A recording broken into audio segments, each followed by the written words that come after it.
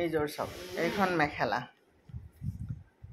কি মৰম লাগিছে। মাই গড, চিলাই পিন্ধিলে কিমান যে ধুনীয়া লাগিব ভাবিব নোৱাৰে। পিংক আৰু মানে আকাশীৰে মীনা দিয়া কাৰণে এইটো যিটো ৱাইন কালাৰ বা মেৰুণ কালাৰ যিটো ধৰক, সেইটোত এনেকৈ মানে মুগা কালাৰৰ ফুল আৰু পিংক আৰু মানে আকাশী ৰঙেৰে যিটো মীনা দিয়া হৈছে, এইটো কাপোৰযোৰৰ মানে সৌন্দৰ্যটো বঢ়াই তুলিছে।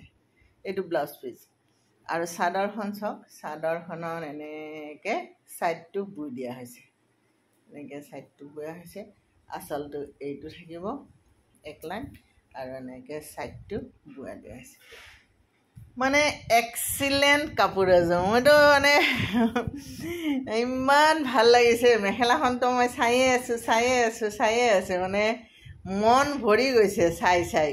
এনেকুৱা মজা বৈছে। মই সদায় সেইকাৰণে মই এপ্ৰিচিয়েট কৰোঁ আমাৰ শিপিনীখিনিক, যে এখন শাল লৈ এমুঠি ভাতৰ যোগাৰ কৰি থকা আমাৰ শিপিনীখিনিৰ এই হাতৰ যাদুবিদ্যাটো আপোনালোকে মৰহি যাব নিদিব।